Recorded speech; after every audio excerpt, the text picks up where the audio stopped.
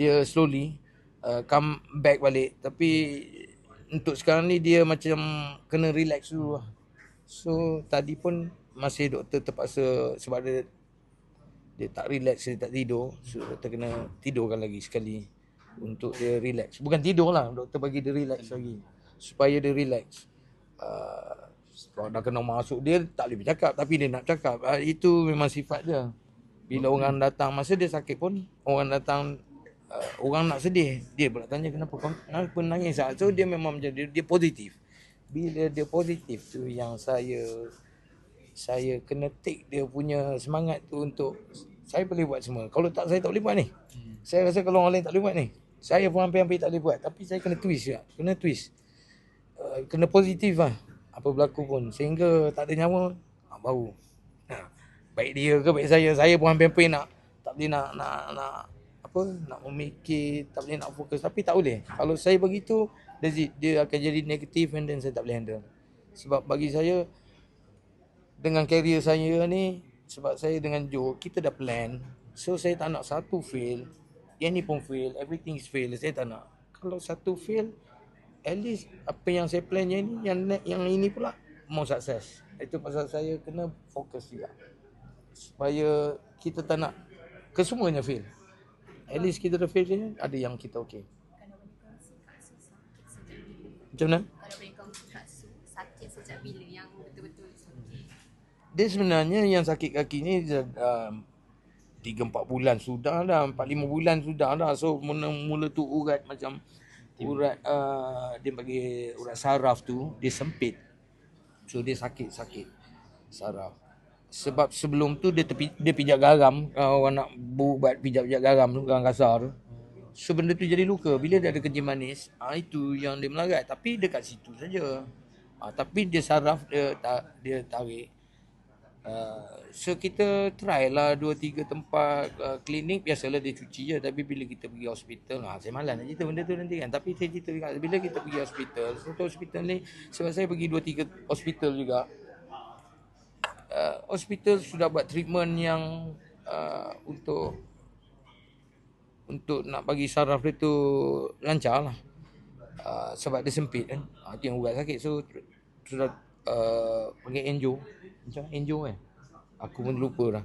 So ada treatment yang hospital buat untuk nak bagi urat dia tu okey. But benda tu jadi lain pula kan. Dan dia jadi lagi besar pula luka tu.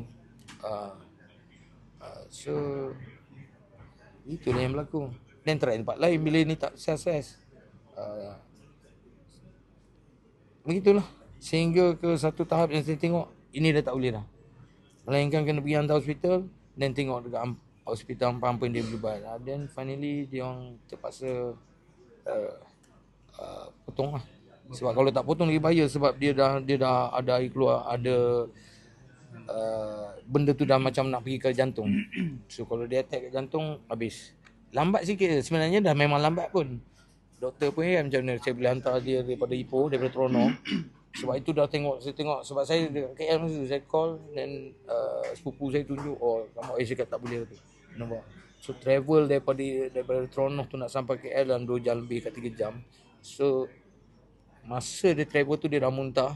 Dah muntah, dia dah lembik. Sampai kat hospital doktor berkata macam mana kau boleh hidup. Sebab tu kalau orang lain dah collapse, sebab benda tu dia air tu dah nak naik ke jantung. Tapi dia masih di level itu yang kalau doktor tu potong sini, nanti takut ada infection lagi. So the best way potong atas lutut lah. Itu yang kita dia slowly come back balik. Tapi untuk sekarang ni dia macam kena relax dulu lah. So tadi pun masih doktor terpaksa sebab dia tak relax, dia tak tidur. So doktor kena tidurkan lagi sekali untuk dia relax. Bukan tidur lah, doktor bagi dia relax lagi supaya dia relax. Kalau dah kena masuk dia tak boleh bercakap, tapi dia nak cakap. Itu memang sifat dia. Bila orang datang, masa dia sakit pun orang datang, orang nak sedih, dia pula tanya kenapa nangis. So dia memang menjadi dia positif. Bila dia positif tu yang saya kena take dia punya semangat tu untuk saya boleh buat semua. Kalau tak, saya tak boleh buat ni. Saya rasa kalau orang lain tak boleh buat ni, saya pun hampir-hampir tak boleh buat. Tapi saya kena twist juga. Kena twist. Kena positif lah. Apa berlaku pun. Sehingga tak ada nyawa, baru. Baik dia ke baik saya pun hampir-hampir nak, tak boleh nak apa, nak memikir, tak boleh nak fokus. Tapi tak boleh. Kalau saya begitu, dia akan jadi negatif and then saya tak boleh handle.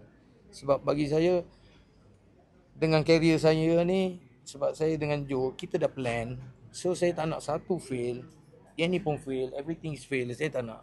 Kalau satu fail, at least apa yang saya plan yang ini pula mau sukses. Itu pasal saya kena fokus juga. Supaya kita tak nak kesemuanya fail. At least kita dah fail je, ada yang kita okey. Kalau boleh kongsi Kak Su sakit sejak bila? Macam mana? Kalau boleh kongsi Kak Su sakit sejak bila yang betul-betul sakit? Dia sebenarnya yang sakit kaki ni 3-4 bulan sudah dah, 4-5 bulan sudah dah. So mula tu urat macam urat dia bagi urat saraf tu dia sempit. So dia sakit saraf. Sebab sebelum tu dia pijak garam, orang nak buat pijak garam tu, garam kasar tu. So benda tu jadi luka. Bila dia ada kencing manis, itu yang dia melarat. Tapi dekat situ saja.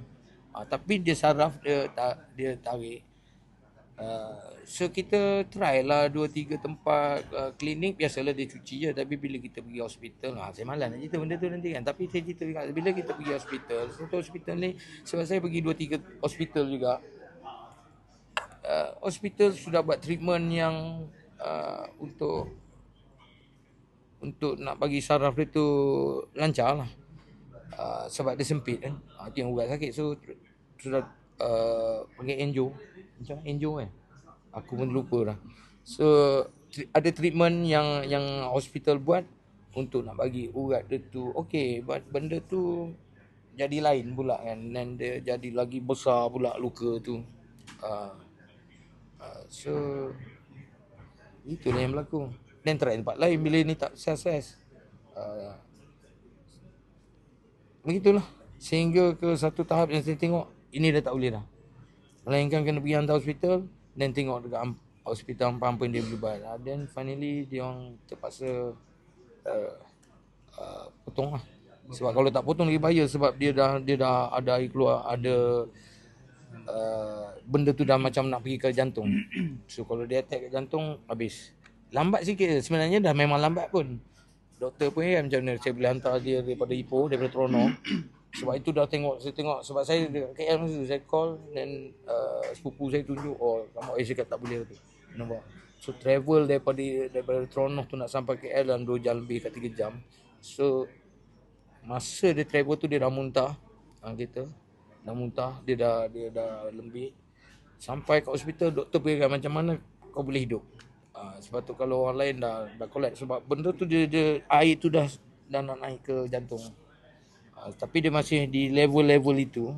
Itu yang kalau doktor tu potong sini, nanti takut ada infection lagi. So the best way potong atas lutut lah.